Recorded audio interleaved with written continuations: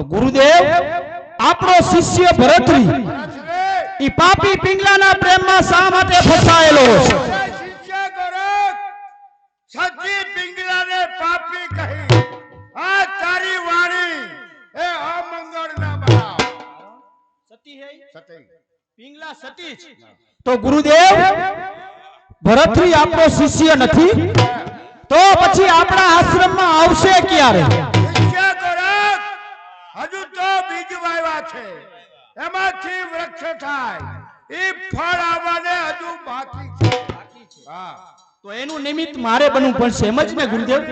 તારે બનવું પડશે ભલે ગુરુદેવ જો તમારો આશીર્વાદ મારા મસ્તક ઉપર હશે તો દુનિયાની કોઈ તાકાત આ ગુરુ ગોરખને નહીં રોકી શકે.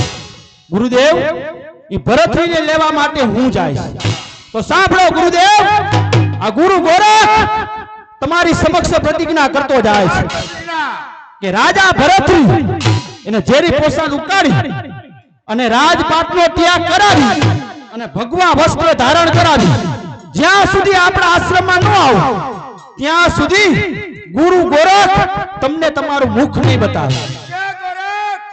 ભરતસિંહને લેવા જતા તને બહુ કષ્ટ એ સહન કરવા પડશે. અરે ગુરુદેવ તમારો હાથ મારા મસ્તક ઉપર હશે તો ગમે તેવું સંકટ આવશે એ સંકટમાંથી હું પાર ઉતરી જઈશ.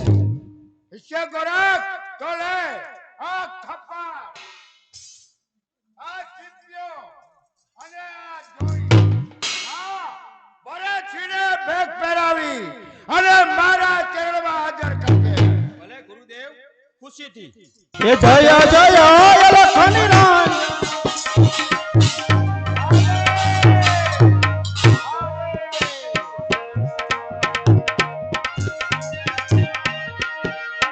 શિષ્ય ગોરખ ભરતસિંહને ભેગ પહેરાવવા માટે ગયો છે ચાલો આપણે અદ્રશ્ય સ્વરૂપે ત્યાં પહોંચી જાય.